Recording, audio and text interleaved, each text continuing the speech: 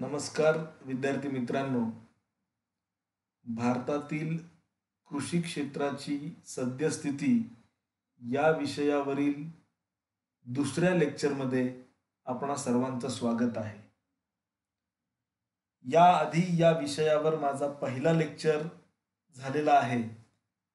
त्या लेक्चरमध्ये मी कृषी क्षेत्राची सद्यस्थिती विशद करीत असताना काही मुद्दे यांचं विश्लेषण दिलेलं आहे.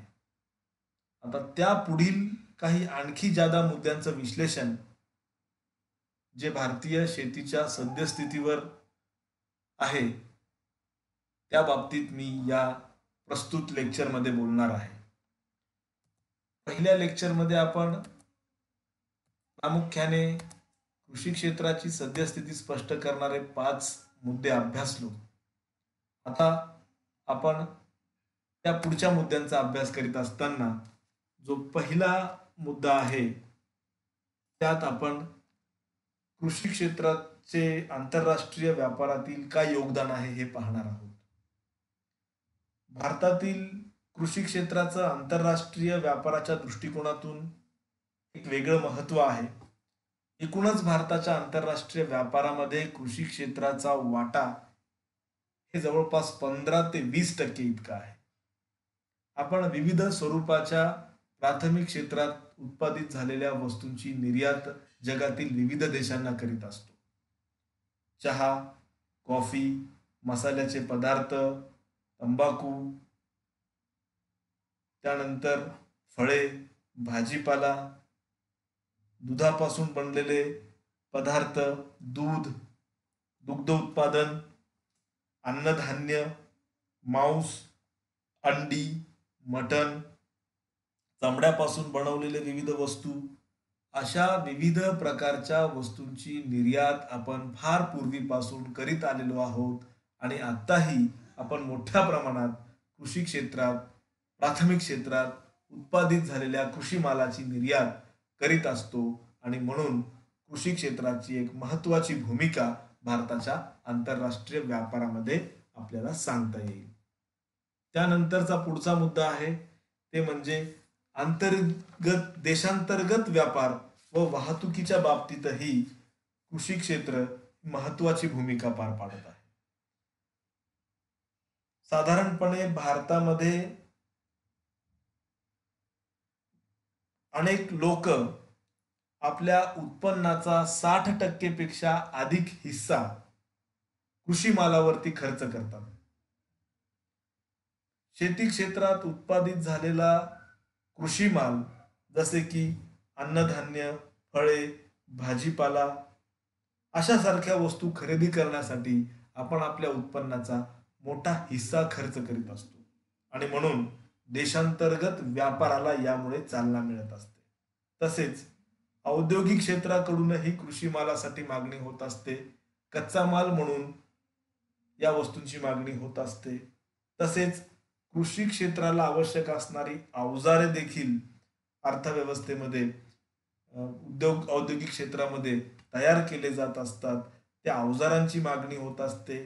तसेच कीटकनाशके व इतर आवश्यक असणाऱ्या वस्तूंची मागणी कृषी क्षेत्राकडून होत असते आणि या सर्वांचा परिणाम म्हणून औद्योगिक क्षेत्र आणि कृषी क्षेत्र यांचं परस्पर अवलंबनामुळे आणि आपल्या उदरनिर्वाहच या क्षेत्रावर अवलंबून असल्या कारणाने या सर्वांचा परिणाम म्हणून एक अंतर्गत स्वरूपाचा व्यापार याची व्याप्ती कृषी क्षेत्रामुळे मोठ्या प्रमाणात वाढलेली आपल्याला पाहावयास मिळेल. तसेच वाहतुकीच्या बाबतीत खेडेगावातून शहरापर्यंत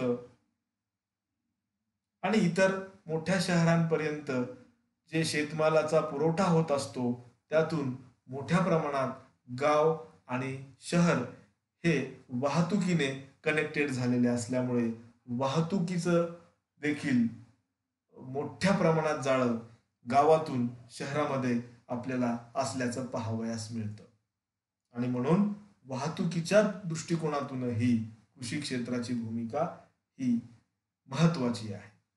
पुढचा जो मुद्दा आहे ते देशातील सर्वसाधारण किंमत पातळी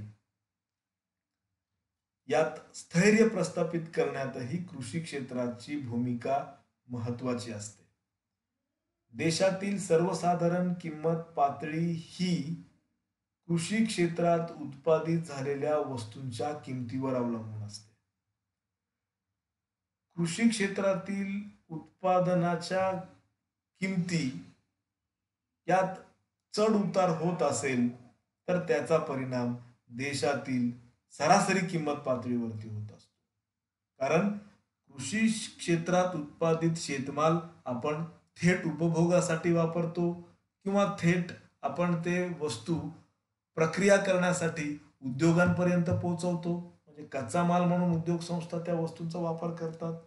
काही प्रक्रिया उद्योग असतील तर वस्तूंवर प्रक्रिया करण्यासाठी या शेतमालाची मागणी होत असते. आणि म्हणून शेतमालाच्या किमतीमध्ये चढ उतार जर होत असेल तर त्याचा परिणाम इतर वस्तूंच्या किमतीतील चढ उतारावरती होत असतो. आणि म्हणून देशात किंमत पातळी स्थिर जर करायची असेल, किंमत स्थिरता जर प्रस्थापित करायची असेल तर शेतमालाच्या किमती या स्थिर कराव्या लागतात. आणि त्या किमती स्थिर असतील तर इतर वस्तूंच्या किमती स्थैर्य प्रस्थापित करण्यास आपल्याला अडचणी येत नाहीत. आणि म्हणून देशातील सर्वसाधारण किंमत पातळीमध्ये स्थैर्य प्रस्थापित करण्याच्या अनुषंगाने कृषी क्षेत्राची भूमिका ही महत्वाची असते. त्यानंतर काही अंशी राज्य सरकारांना उत्पन्न मिळवून देण्याचं साधनही म्हणून कृषी क्षेत्राकडे पाहिलं जातं. जमीन महसूल किंवा इतर प्रकारचे जे टॅक्सेस आहेत, जे कर आहेत, त्या करांच्या माध्यमातून काही प्रमाणात उत्पन्न सरकारला प्राप्त होत असतो. फार जास्त प्रमाणात उत्पन्न कृषी क्षेत्राकडून सरकारला अपेक्षित नाहीये किंवा ते मिळतही नाही, परंतु काही का प्रमाणात असे ना एक सोर्स ऑफ रिव्हेन्यू, एक उत्पन्नाचा स्रोत, शासनाच्या उत्पन्नाचा स्रोत म्हणून आपल्याला या क्षेत्राकडे पाहता येईल. त्यानंतर 10वा जो मुद्दा आहे यामध्ये आपण पाहणार आहोत की आजही भारतातील शेती व्यवसाय हे निसर्गाच्या लहरीवर अवलंबून आहे. 1950 आणि 60च्या दशकात सिंचनाच्या अनुषंगाने शासनाकडून बरेच प्रयत्न झालेले आपल्याला दिसून येतात. तरी परंतु आजही भारतामध्ये कृषी क्षेत्रातील उत्पादन हे निसर्गाच्या लहरीवर अवलंबून असल्याचं दिसून येतं. काही भागांमध्ये मोठ्या प्रमाणात पाऊस होतो, पिकांची नासधूस होते, तर त्याच वेळेला काही ठिकाणी पावसाअभावी कोरडा दुष्काळही पडतो. आणि म्हणून या निसर्गाच्या लहरीवरती कधी दुष्काळ, कधी अति पाऊस, यामुळेही कृषी क्षेत्राच्या उत्पादकतेवरती परिणाम झालेले आपल्याला पाहावयास मिळतात. त्यानंतरचा पुढचा मुद्दा आहे कृषी क्षेत्रामध्ये तंत्रज्ञानाचा मर्यादित स्वरूपात वापर. मुळातच श्रीमंत शेतकरी तंत्रज्ञानाचा वापर करून आपल्या कृषी क्षेत्रात, आपल्या शेतीतून मोठ्या प्रमाणात नफा मिळवू शकतात. परंतु भारतात मोठ्या प्रमाणात भूमिहीन मजूर, अल्पभूधारक, सीमांत शेतकरी, लहान शेतकरी कार्यरत आहेत, जे की आपल्या शेतीमध्ये नवीन तंत्रज्ञानाचा वापर भांडवलाअभावी करू शकत नाहीत. आणि म्हणून नवीन तंत्रज्ञान अवगत करण्यात अशा शेतकऱ्यांना अडचणी येतात. मुळातच आपण पाहू शकतो की 1960च्या दशकात भारतामध्ये जे हरित क्रांती झालेली आहे, या हरित क्रांतीच्या माध्यमातून आपण तंत्रज्ञानाचा अवलंब करून उत्पादकता कृषी क्षेत्रातली वाढवलेली आहे. परंतु ही उत्पादकता फक्त गहू आणि तांदूळ याच अन्नधान्यातील या वस्तूंच्या बाबतीत आपण या तंत्रज्ञानाचा मोठ्या प्रमाणात अवलंब केलेला आहे. परंतु इतर वस्तूंच्या उत्पादन प्रक्रियेत तंत्रज्ञान फारसं वापरलेलं नाही. आणि म्हणून नवीन तंत्रज्ञानाच्या बाबतीत एक मर्यादित स्वरूपात आपण हे तंत्रज्ञान वापरल्याचं आपल्याला पाहावयास मिळेल. त्यानंतरचा मुद्दा आहे जमिनीचे असमान वाटप. हा फार कृषी क्षेत्राच्या विकासाच्या दृष्टिकोनातून महत्वाचा असणारा मुद्दा आहे. भारतामध्ये जमीन सुधारणा कायदा 1950 आणि 60च्या दशकात यांची अंमलबजावणी यशस्वीरित्या शासनाकडून झालेली दिसून येत नाही आणि म्हणून मोठ्या प्रमाणात जमीन किंवा शेत जमिनीच्या मालकीची विषमता आपल्याला आजही पाहावयास मिळते. या देशात भारतामध्ये 80 ते 85% अशी लोकसंख्या आहे, असे शेतकरी आहेत की ज्यांच्याकडे खूप कमी जमीन उपलब्ध आहे आणि त्या जमिनीच्या मालकीवर ते आपल्या कुटुंबाचं पालन पोषण करू शकत नाही. सीमांत शेतकरी आणि लहान शेतकरी, अल्पभूधारक यांचं प्रमाण जवळपास 85% इतकं आहे आणि त्यामध्ये काही भूमिहीन शेतमजुरांचाही समावेश आहे. या देशाची 50% शेतजमीन ही 80% शेतकऱ्यांमध्ये वितरित आहे आणि दुसऱ्या बाजूला उरलेली 50% शेतजमीन ही फक्त 7% जमीनदारांनी एकवटलेली आहे. फक्त 7% म्हणजे 7% एवढ्या श्रीमंत आणि मोठ्या शेतकऱ्यांकडे या देशाची 50% जमीन एकवटलेली आहे आणि उर्वरित 85% जे भूमिहीन शेतमजूर, अल्पभूधारक, लहान शेतकरी, सीमांत शेतकरी यांच्यामध्ये 50% जमीन, या 82% लोकांमध्ये 50% शेतजमिनीचं वितरण झाल्याचे आपल्याला पाहावयास मिळते आणि म्हणून ही एक फार मोठी समस्या आपल्या कृषी क्षेत्रात आपल्याला जाणवते. त्यानंतरचा जो शेवटचा मुद्दा आहे ते म्हणजे इम्बॅलन्स इन प्रोडक्शन, म्हणजे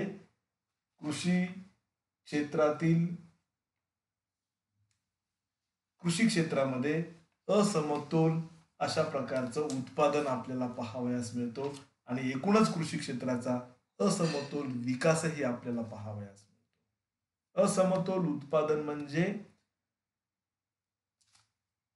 फूड ग्रेन्स, अन्नधान्य आणि बिगर अन्नधान्य पिके यांच्यामध्ये असणारी तफावत. भारतामध्ये मोठ्या प्रमाणात अन्नधान्यांचं उत्पादन होतं, परंतु बिगर अन्नधान्य पिकांकडे आपण फार जास्त लक्ष केंद्रित न केल्या कारणाने येथे आपल्याला विषमता पाहावयास मिळते. असमतोल उत्पादनाच्या बाबतीत, कृषी क्षेत्रातील उत्पादनाच्या बाबतीत असमतोल पाहावयास मिळतो. अन्नधान्यांचे उत्पादन जास्त होते, बिगर अन्नधान्याचं उत्पादन कमी प्रमाणात होते. एकूणच कृषी क्षेत्राचा विकास जर आपण बघितला, डेव्हलपमेंट जर बघितलं, तर या देशातील काही ठिकाणी विशिष्ट विभागांची प्रगती कृषी क्षेत्राच्या बाबतीत अधिक झालेली पाहावयास मिळते. एकूणच देशाच्या बाबतीत पंजाब, हरियाणा, उत्तर प्रदेशचा उत्तरी भाग किंवा काही वेळेला महाराष्ट्रातील पश्चिम महाराष्ट्राचा पट्टा आणि अशा प्रकारे विविध जे विभाग आहेत, अशा विभागांची कृषी क्षेत्राच्या बाबतीत ते अग्रेसर असल्याचे दिसून येतात. परंतु इतर मागास असणारे प्रदेश सिंचनाच्या अभावी किंवा इतर नैसर्गिक घटकांच्या अभावी त्यांचा कृषी क्षेत्र हे मागासल्याचं असलेला आपल्याला पाहावयास मिळेल. म्हणून असमतोल विकास कृषी क्षेत्राच्या बाबतीत आपल्या देशामध्ये पाहावयास मिळेल. तर अशा पद्धतीने भारतातील कृषी क्षेत्राची सद्यस्थिती यांचं विश्लेषण आपल्याला या काही ठराविक मुद्द्यांच्या सहाय्याने करता येईल.